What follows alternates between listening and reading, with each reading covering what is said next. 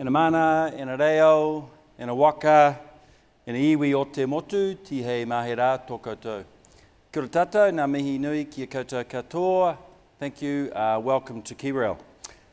Look, I won't talk about light rail, that's Fergus's gig, but I am going to talk to you a bit about where we're going, cover the last 4 years where we've been. It's been a huge story in terms of getting the proposition on the table. We're now about to go through a huge growth phase. I'll talk a bit about that, some of the key projects. I would like to talk today about some of the themes that are really underpinning the business. You've had a business that's been significantly undervested for 40 years. We are now at a time, a generational time, we have never had a government that's been fully supportive of rail, and with rail being in government ownership for about 30 years. So this is an amazing time for all the forces coming together. So we're quite excited about that. So I'd like to talk about the themes, though, that's building the business. So we're in a vertically integrated business. It's about a sustainable and inclusive story. We measure ourselves going forward around environmental, economic and social outcomes. 3,500 employees, 16% of the freight task in this country. We also are the national network operator, so we obviously power the passenger movements in Auckland. Look, the last 4 years we've been going through a significant program, very much focused around safety, people, commercial and customer focus, but there's some of the results there. Huge reduction in safety incidents, massive engagement score lift up over 60%, EBITDA per employee is really improving, and most importantly our customer satisfaction we're getting on particularly things like the Inter-Islander, which people forget about it, is really strong. Interestingly enough though, we've also got a very strong relationship with the unions, RMTU, who have a big part to play in the rail future in this country. So one of the key things in the last 2 years we've done is get the story out on the table for New Zealanders in terms of the value that rail offers to New Zealanders. And it's a significant discussion, so we've really changed the conversation around why rail exists. Ernst & Young did a great report for us called The Value of Rail. It's $1.5 billion conservatively per annum. That's made up of congestion, environmental benefits, reduced maintenance on the roads, and lower carbon emissions. That doesn't take into account anything like value capture. That doesn't take into account a large part of the safety benefits that ACC, who say for every head injury that happens on the road, it's a $40 million cost for the life. Well, that number's not in there.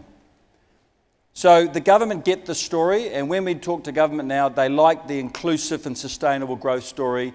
It's on the table. So now, what's next? Well, we've had some challenges. And as you know, we've had some big challenges. So this was the Kaikoura earthquake that Fergus and I have been closely involved in, with over 1,500 men and women from this country doing a wonderful job. We're almost back. We'll have the Coastal Pacific up December 1. We'll have freight travelling, 3 trains, so we'll have daylight running early December. But massive issue, 60 major damaged sites, around 60 bridges damaged, 750 different work sites. You can imagine being a QS on that job. It's been huge. But like any business, we've been united by challenge, and that's the result. So we're back, and the country, from a resilience perspective on that track, is looking pretty good. So where to the future? It is about ambitious growth. This organisation is moving from a real focus on asset integrity, commercial reliability, changing the performance conversation with the government, now to a service-based transport business. We do see ourselves as a fully integrated transport services business, which includes freight, which includes passenger and commuter and tourism. We're not just a network business, we're vertically integrated, and we see the benefits of that being taken to the customer.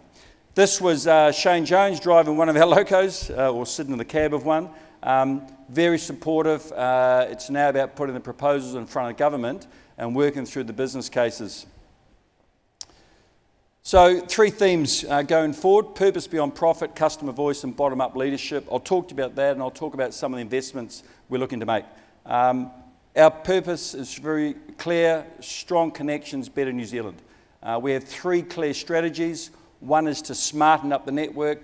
We will become a digital railway over time, make sure that our assets are connected.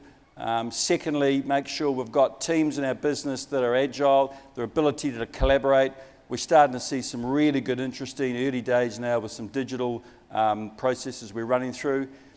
We've had some very good customer feedback about what they want, and it's very much about being a partner. So we've got a clear growth strategy, but at the heart is sustainability. Economic, social, and environment sustainability. So you will see this business focus on a clear growth strategy with sustainability at the heart. Customer voice, there's a lot of latent goodwill with rail in this country, which really surprised us. We've just conducted 4 months of deep customer insight reviews, and these are some of the comments coming out. They want rail to be the top table, they want us to be innovative, they want us to be more involved in terms of rail commuter, rail tourism, and rail freight. As soon as the earthquake line came back on, we were 88% utilisation on the first day. Then the slips came, and some of the freight forwarders said, we'll back off. But the latent goodwill is huge in terms of the support. Here's some of the investments going forward. I'll just cover 3 of them really. Firstly, Auckland Metro, priority right now is third main, 147 million.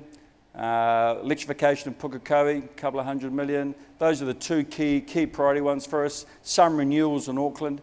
Secondly, renewals in Wellington, about 95 million in terms of upgrades on the Wellington Metro network. Third one is Hamilton to Auckland, Northland upgrade. Look, they're proposals right now. We're working through those. They are regional economic development programs, and NZTA and ourselves and others are working through business cases for those. Right now, we've been fully involved in ATAP, so some of the investment you saw this morning is a big part of where we're going. Some of the proposals we've been putting into the PGF fund, investment in tourism, so Auckland to Wellington, bi-directional, so it goes every day, Christchurch to Picton every day, potential new service on the West Coast for tourism. So, you know, we've done a lot of work on this. That's about 157 million in terms of the assets required, but a huge regional impact. You just have a look at doing this in terms of the Auckland to Wellington. You can see there's some of the jobs created around the Ruapehu region, working strongly with Ruapehu Council. And the good thing about these proposals, it really shows that it's about integrated transport. Forestry, big application going in shortly, Lower North Island. We've identified another 1 million tonnes of forestry that come off road onto rail, 60,000 trucks off the road, and large number of CO2 emissions to come out of the atmosphere. These are the proposals that the government's asking to look at: economic, environment and social. In the past, we probably wouldn't have looked through that lens. But now we'll look at it, and particularly this project here, we're working with the port, particularly Taranaki Port, about how we can get those logs through Taranaki Port, trucks off the road, and it gives the forestry industry a better turnaround of their assets. We're moving through, like most businesses are, into the digital phase. Railways are digital assets, they're technology businesses. So for us, it's very clear about making sure it's a lot more seamless for customers to access it. We're looking at channels to make sure smaller customers with 4 or 5 pallets can particularly get into the rail network, because it's been pretty tough to date. Thirdly, making sure our assets have got good sensors on them. You should be able to come into a depot now. You should be able to x-ray your bogies. You know when those bogies need to be maintained. Our maintenance cost is $57 million a year. Big asset business. We've got to get that asset cost down. Now, you do that by more a condition-based monitoring program going forward rather than reactive. From a people perspective, we're already starting to put projects in using more of an agile approach. You know, that's been huge for us. We just put a rostering program in. Normally it would have taken us, a year, 2 years. It's taken us 3 months. Just by thinking about things differently in terms of bringing our people together in different formats. The other investment is we're looking to leverage our property. So our national corridor is our privileged asset. So it's a super highway. So how do we create more value around that? Well, one is these economic freight zones or freight hubs. So a hub and spoke, we've got 3 hub and spokes we're looking at in different parts of the country.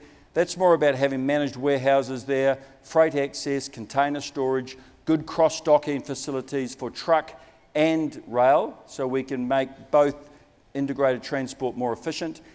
In the past, we never stepped into that. Ports have stepped into this world because we didn't have the capital. So ports have gone out there and set up their inland hubs, which is great. We've been reactive. We are moving more towards being proactive in terms of how we can shape the transport market. And for us, it'll be differentiating around the nodes on those networks. The second thing is air rights. Our air rights in our corridor are valuable, and we've already had a number of applications in terms of how we can maximise value there. We've identified 5,000 hectares of land that we can put trees on. That would give us probably 50% of our carbon back as credits. It's an opportunity that the government are interested in. It's about using our land and our networks in different ways for New Zealand. The other thing we're investing in is from a climate change perspective. We've got a really clear view. We're only 1% of climate emissions for transport. We're part of the solution. Every truck we take off the road reduces emissions by 66%. So from our perspective, as we get more volume, and we've said there, we currently avoid 1.1 million trucks off the road. If we avoid 2.4, so if we double it, we're taking 500,000 tonnes of CO2 out of the atmosphere. You start to get a $60 carbon charge coming through this country in transport, and that's a big number and a big benefit for New Zealand. So we do see some change coming as potential road user charges may change, carbon charge coming in. Rail's got to be fit and ready to leverage the value for that for New Zealand and help New Zealand achieve its climate change. The third area is what we call bottom-up leadership, and I just want to cover this very quickly. It's a very important part of leveraging rail. It's about people. We are a people business. So HPE for us is high performance, high engagement. It's a massive program we're driving with Air New Zealand. It's about having an organisation where the frontline people really get involved in coalition agreements with each other, with the leaders, identifying problems, interest-based problem solving. It's about the leaders letting go. It's not just about having nice ideas coming through. It's a very formal program. We've invested probably $1.5 million to date. 3 weeks ago, we signed off the award agreement with the Rail Maritime Union. 5 years ago when I joined, I went to Westpac Stadium. I went to the stadium with 50 people in the room, 25 of the union around one table, 25 of KiwiRail around a table. It took 5 months to sign off the agreements, and we got the same result, about 2%. This year, we signed this off in 2 hours. It was your rates and dates. We had a very innovative approach, and we'll be announcing in a couple of weeks a very innovative wage agreement for our union members that's fundamentally different from what you're seeing in the New Zealand environment right now. And we're 76% union members. That allows us to focus on this, the real problems, to leverage rail in the future rather than wasting our people's headspace in other issues that we can resolve in another way.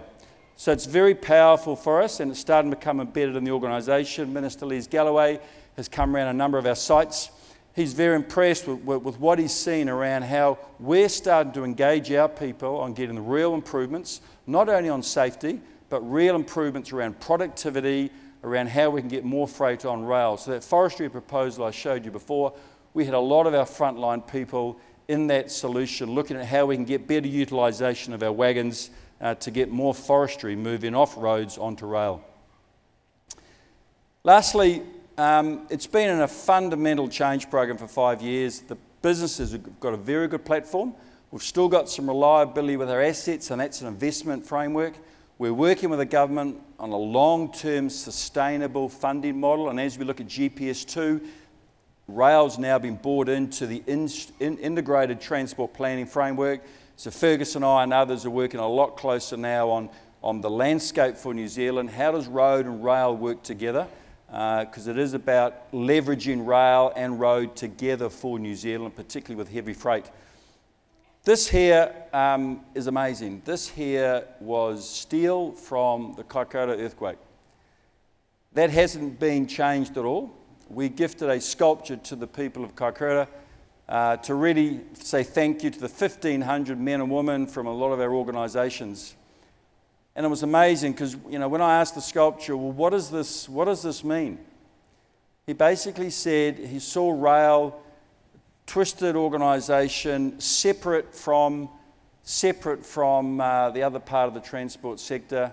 But as it comes together, it starts to have resilience, it starts to unite, and it starts to hook up to the sky. So when you're standing under that, it actually hooks up to the sky and provides hope.